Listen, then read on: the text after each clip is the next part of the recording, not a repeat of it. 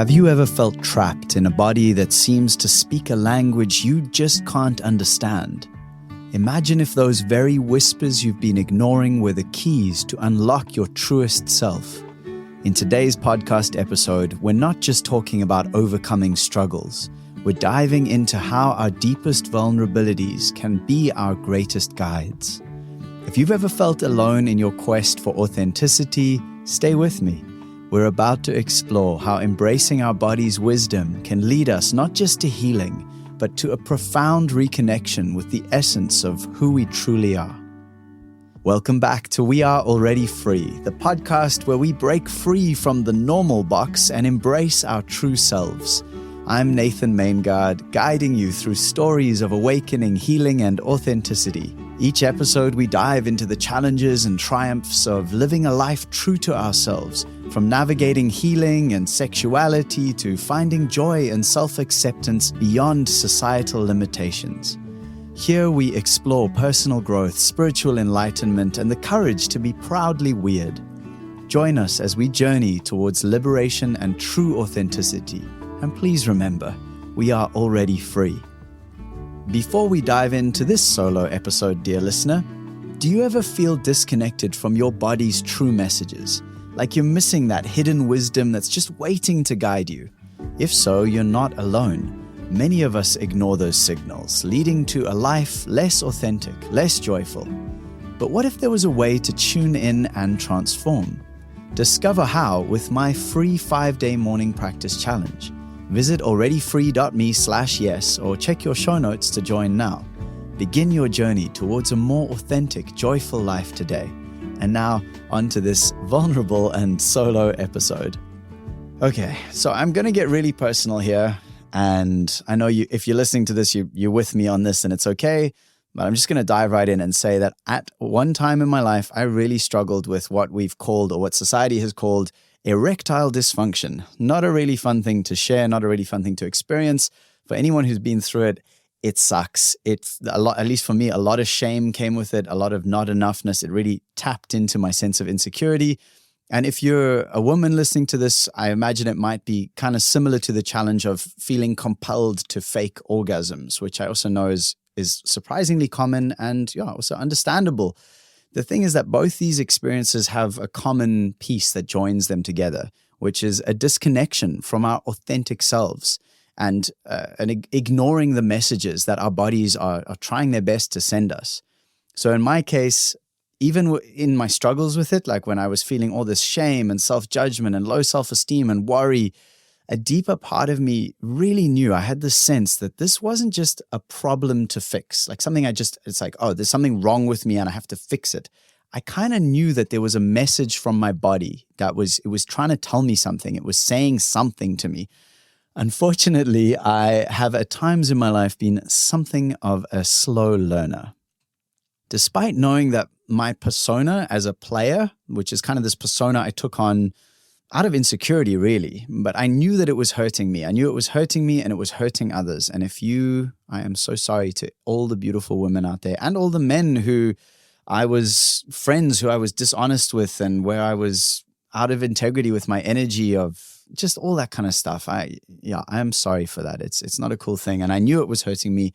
I knew I was hurting others, but I was hooked. I was hooked on it because I was using it to cover up that I had cripplingly low self-esteem. Like I really, really felt like just low self-worth, basically. And it caused so much pain that eventually I went on a 10-day silent meditation retreat, even though I didn't think it was like for that reason, but I was meditating for 11 hours a day. And it took that to start breaking these negative old patterns.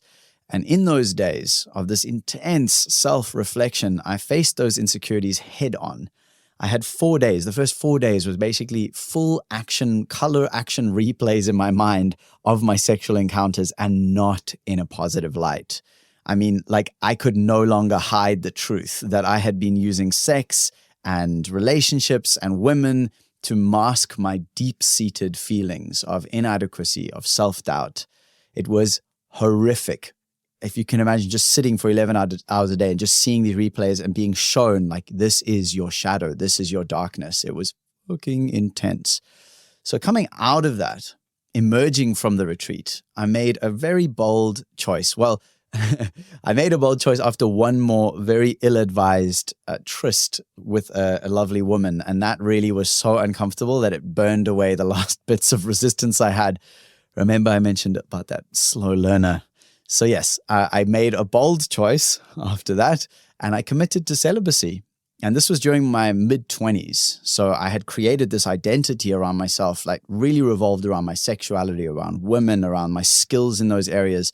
And at a time that I was very promiscuous, and I decided, no, I'm going to be celibate for however long it takes, which doesn't really matter to the story. But fast forwarding 3 months, and I had had some wild adventures. I was now in Northern California after being in London, UK.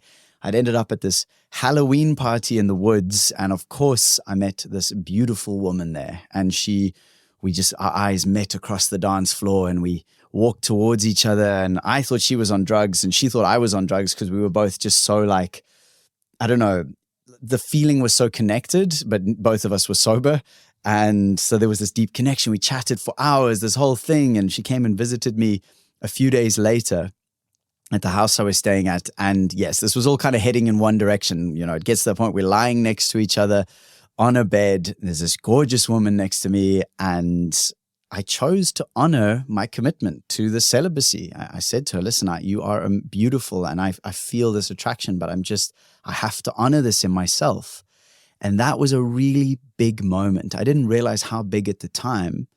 And she was very graceful about it. She was lovely. She was sweet. And she got a lift home with a friend of mine later that afternoon. We had a beautiful time just hanging out and chatting. And when my friend came back, who'd given this woman a ride home, he came back with a handwritten poem that she had written out for him to give to me.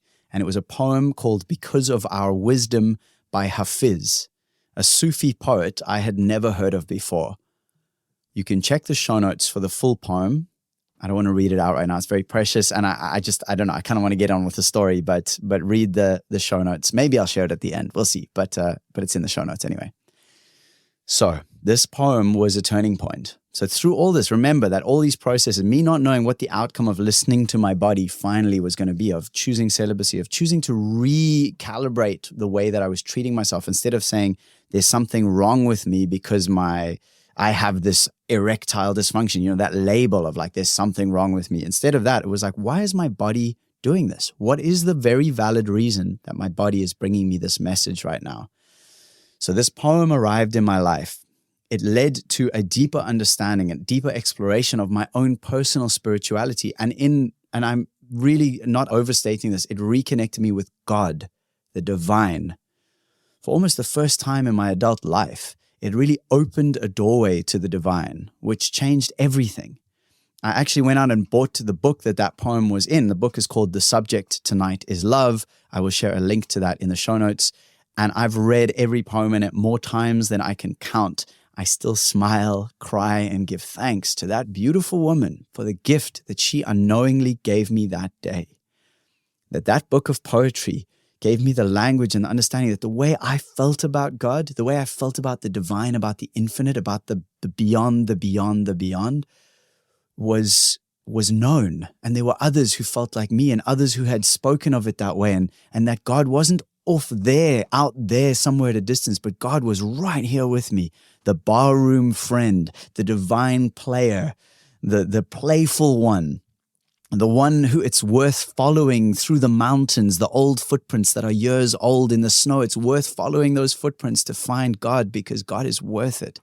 Those are the messages that book gave me. And so what's the message here? What's the whole story behind this?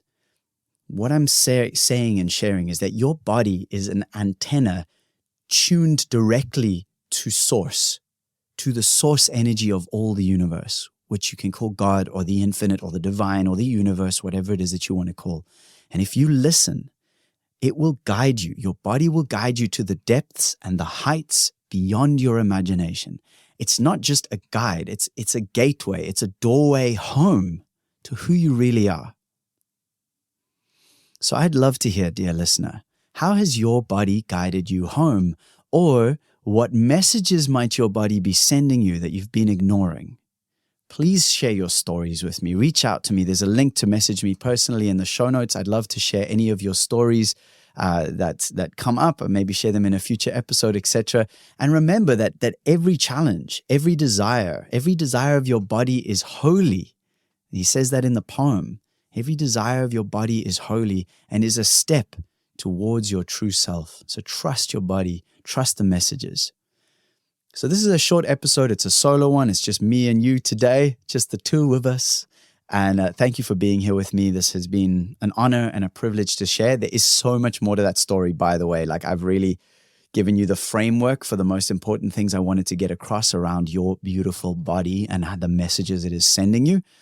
But if you want more, let me know. Reach out. Maybe I can give you different aspects, or maybe the full story sometime one day. We'll be returning to our guest episodes again next week, so I look forward to that. And before we part ways for today, do you ever, or have you ever wondered why some mornings you wake up feeling lost or disconnected, even after trying every so-called miracle morning routine out there? It's because those routines are not tailored to your unique rhythm, your unique needs. We've all been there. I've been there, trying to fit into someone else's idea of a perfect start, only to end up feeling more out of sync with myself. I hope this episode has illustrated how listening to your body's wisdom can guide you home to a place of authenticity and peace. Imagine starting every day aligned with this inner body wisdom. That's exactly what my free 5-day morning practice challenge offers. A way to discover a morning routine that resonates with your true self, not just a copy of someone else's success. Dive deeper into this journey of self-discovery and empowerment by joining the challenge. Start each day feeling energized, clear, and authentically you. Visit alreadyfree.me/yes or check this episode's show notes in your podcast app to begin your transformative journey now. Let's reconnect with our bodies and our dear divine friend together. Thank you for joining me today. It's been an absolute honor. I just want to share a little bit of a thanks, or actually a big thanks. This shout out goes to Liani, who gave me the most insanely epic massage over the weekend. I was attending the Body Fest in Stanford in South Africa as a facilitator. I facilitated some breath work and some ice baths, and I played some songs and shared some stories. And it was just full power, amazing. Like, choosing highlights is almost impossible because the whole thing was so fulfilling. It so filled up the depths of my being, the depths of my heart, of what I love to do here, what I love to do in this life. And one of the highlights was that at some point I was actually writing on a piece of paper because the ice baths had been so popular that we were going to do an extra one on the Sunday morning, which wasn't planned at all. And so I was writing down on a piece of paper to put that on the announcements board and let everyone know. And this lovely woman comes running up to me and just says, I just have to let you know, I listen to your podcast. I love your podcast. Thank you so much. And it just felt so beautiful because, as I've said to you before, if you're listening to this podcast, I don't know who you are. You're amazing. You're out there. I know you're out there, but I don't know who you are. I did just get my Spotify Wrapped thing, which basically shows me like how it did. And if you want to see some of the statistics, it's pretty cool. I'm very proud for a pretty new podcast. It's so nice to know that so many of you are out there listening, and it just feels great. So I'll share that on my Instagram. You can find the link to that. And that's also where you can message me, but the link to that is in the show notes. But yeah, just thank you for meeting me in person, for coming up to me, and then for letting me know you were a masseuse, because I gave so much over the weekend and it felt amazing. And then to receive that massage that was just so truthful and real, talking about speaking to the body, my body just gives thanks. So thank you, Liani. Thank you to every one of you, to you who's listening to this right now.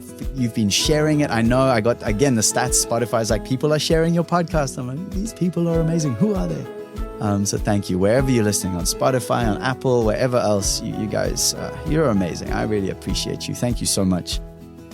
So yeah, I'll leave you with that. If you're wanting to take this whole thing a step further and really come into that communion with your body more deeply, as you know, morning practice, that's my vibe. I recommend it. Check out alreadyfree.me/yes or the show notes. You can find more there. And at the end of the day, please do remember, we are already free. I'll see you next week.